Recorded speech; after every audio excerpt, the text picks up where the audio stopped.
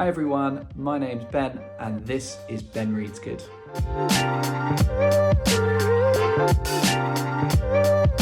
Now, I know what you're thinking. Oh my god, he hasn't abandoned this whole project after just one video.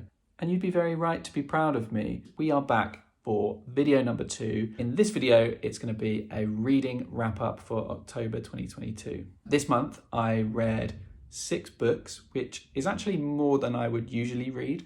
I'm more of sort of a 4 to 5 books per month kind of person. I've got 4 of the books in physical editions, 1 I read on my Kindle and 1 I borrowed from someone, so I don't have that one with me either.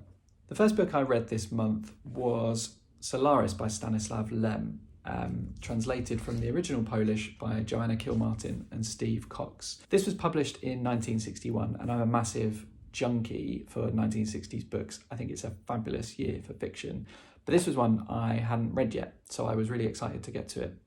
It's a sci-fi novel that follows a psychologist called Kelvin as he approaches a space station orbiting the planet Solaris out in a distant solar system. Solaris was discovered many years before the start of this novel and is covered in an enormous sea that has been determined to be a living organism. The purpose of the space station is to try and make contact with that organism, and Kelvin's on his way to assess whether that project should be terminated or not because there's been a bit of a lack of progress. When Kelvin arrives, he finds the ship in disarray, but this isn't sort of the start of a horror film where everybody's dead. Someone has died, but the rest of the crew are facing more of an existential crisis than the threat of bodily or physical harm. What transpires is that in the efforts to make contact, they shot a load of radiation into the planet, and its response was to start creating manifestations of people from the crew members' pasts who appear in physical form on the ship. These visitors are not physically aggressive and don't pose much threat, but they are very confusing and really upsetting for the people on board and are making them question their reality. Kelvin is sceptical at first, but then he gets his own visitor, his wife Rhea. However, Rhea died 10 years before the events of this novel. The rest of the book is preoccupied with trying to understand what it is that the visitors want and what the planet's intentions are, and how to try and bridge that gap between the humans and our concepts of thinking and this planet-sized organism of Solaris.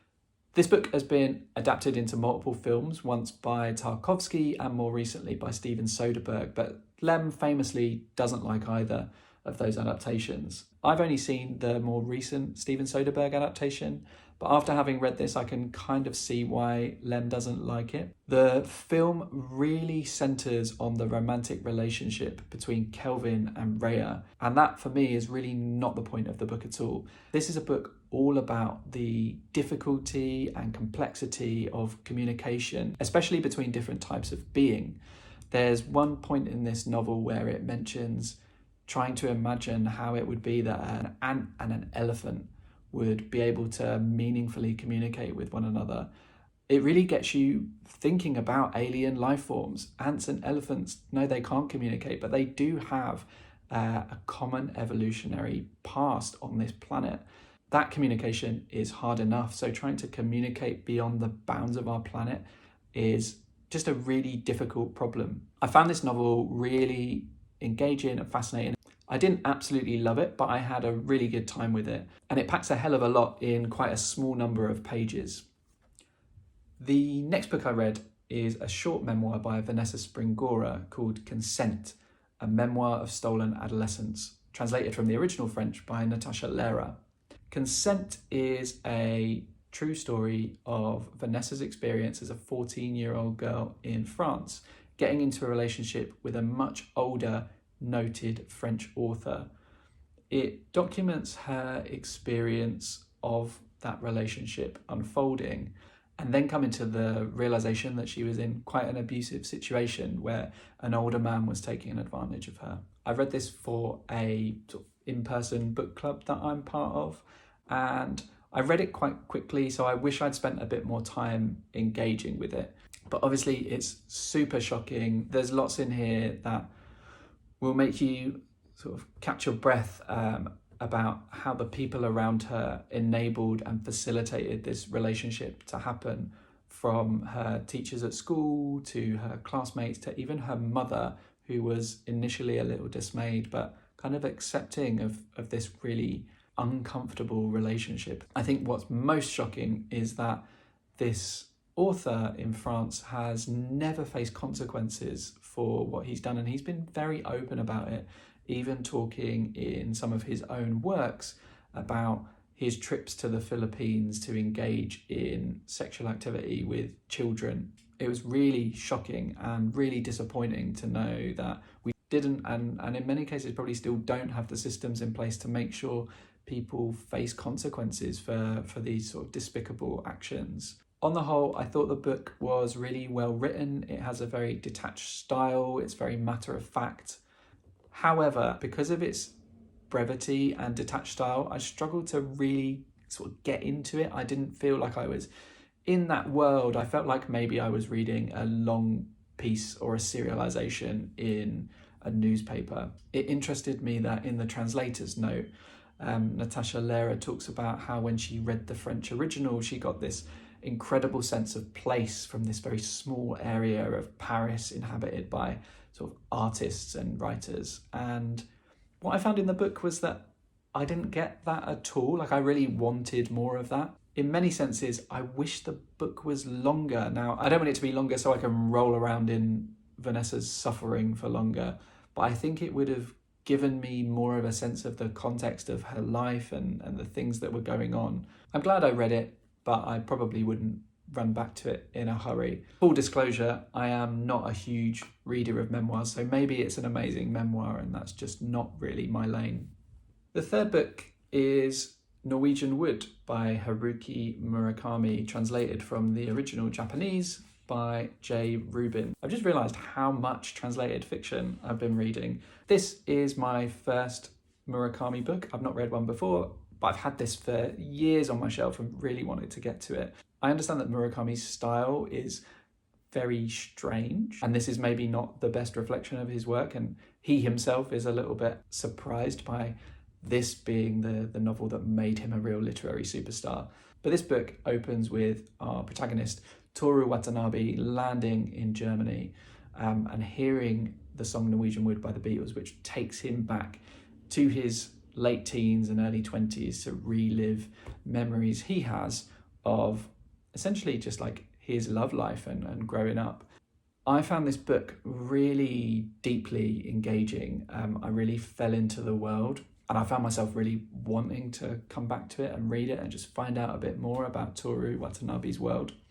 I want to say it's like a nihilistic normal people, because it follows Toru's love life basically as he grapples between two competing loves. On the one hand, his sort of childhood friend Naoko, who was his best friend's girlfriend until he died, and a more recent acquaintance of his, Midori. Now, these two women, for me, seemed to represent two sides of the same coin of life. And a phrase that Murakami comes back to a number of times in this book is that death is... Let me double check it. Death exists not as opposite, but as part of life. And it seemed that Naoko really represented death in this book, while Midori represented life. This is something of a quotidian account of Toru's life at that time, as he grappled with that question himself. And he is surrounded by sort of death and misery, although the book manages to keep quite upbeat, to be honest. There are a few strange sections where I'm kind of struggling to understand what the intentions of the author were. One principally around some piano lessons that was told in two parts in two different chapters, and I'm not quite sure why that was there, but maybe there's some meaning out there that I haven't quite grasped. I really enjoyed this. I'm definitely going to read more Murakami. I'm thinking perhaps Kafka on the Shore next to get into some of his more esoteric stuff. The fourth book I read was Small Things Like These by Claire Keegan. I read this because it was shortlisted for the Booker Prize, and I was really keen to get through a few of the books on the shortlist before the winner was announced. This was one of the shorter novels, one of the shortest novels ever nominated for the Booker Prize, actually. And so it seemed like one I could get through quite quickly. It's a story set in Ireland following our protagonist Bill Furlong. He owns a business that delivers coal around his town. One of his customers is a Magdalene laundry, and the Magdalene laundries are run by the church, and they primarily take in young girls, and then those girls sort of work in the laundry. When Bill is delivering the coal one day, he opens up the coal shed and finds a girl sleeping in there, covered in her own feces. And this story is primarily one of learning to speak out and to go against your community to do what's right. I know a lot of people love this book. I found it a little bit too short to be engaging enough. It felt like a short fable. And while the reality of the Magdalene laundries, which are a real thing that happened in Ireland and a massive tragedy, another case of systems conspiring to abuse young people, I didn't love the book itself. I found it a little bit trite and ultimately just a bit too short to leave a mark on me. I can't really see myself remembering this.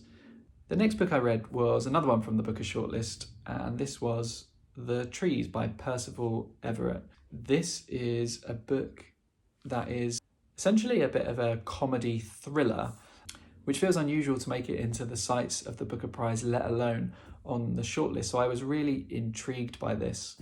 This follows some occurrences in a town called Money in Mississippi, where there's a number of murders where a white person is murdered. And at each crime scene, the body of a black boy is also found. And this black boy resembles, weirdly, Emmett Till, who was famously and tragically lynched many years ago in Mississippi. The local police department are struggling to keep on top of things, and so two detectives from the MBI, the Mississippi Bureau of Investigation, are sent to go and help out. As they investigate, they get closer to the truth, and then things become more and more strange and absurd. I thought this book was an absolute riot. I was laughing out loud multiple times while reading this in bed. I've seen some people say that they didn't find it funny at all, so your mileage might vary depending on your sense of humour. But it was such a fast-paced read that had me chuckling. There's so much hilarity in the sort of character interactions. It nestles the silliness of the comedy right up next to the seriousness of the lived experience of black people in America.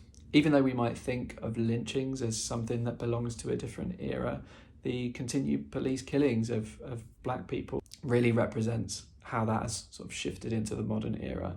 Percival Everett is such a pleasant surprise discovery for me as an author, and I'm really excited to read more of his work. Finally, I read a book that I'm sure is familiar to many of you on BookTube, and that's Boy Parts by Eliza Clark. I had a really terrible day at work, and so I went to my local bookshop, Bookhouse, on the way home. I snapped up this and I started reading it, and it really fixed my day. This book is set in Newcastle about a photographer called Irina, and Irina is she's a fetish photographer, quite risque, provocative. She likes to push boundaries with her art, and she likes to scout men from the street and get them to come and model for her. She doesn't like your typical muscly, chiseled models. She likes more regular men and finds them really interesting and enjoys the power dynamic.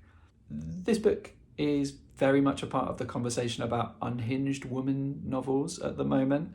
And I'd come into it maybe expecting it to be a little bit more nihilistic and violent, and for her to be a proper serial killer. But what I found was actually something a lot more than that. I found it a really interesting character study. The dialogue and Irina's voice in particular as the narrator were whip smart. It was really funny. I again found myself laughing quite a lot at this book, not probably as much as The Trees, but still quite a bit. What we see over the course of the novel is Irina's interactions with her models and the men that she encounters. And as the novel progresses, she becomes more and more questioning of her own reality. And we revisit some violent things that have happened in her more recent past that she can't remember clearly whether they happened or not, or whether she just imagined them. This is a novel about power, about the female gaze, about women in art, about what women have to do to be seen and heard in some of these spaces. And I just found it really, really engaging. I've seen some criticisms that this is a book about photography and art, and it doesn't really engage too heavily with those as artistic practices, and Irina's character doesn't speak necessarily like a photographer would speak or an artist would speak.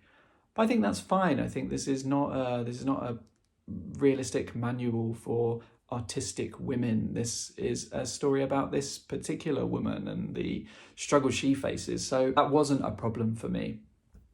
Overall, this lived up to the hype for me, and I'm really interested to see what Eliza Clark does next. So that's everything I read in October. If you've read any of these books and you've got anything you want to share, please do comment. And if you enjoyed this video, it would be really cool if you considered liking the video and subscribing to my channel. Until next time, thanks very much.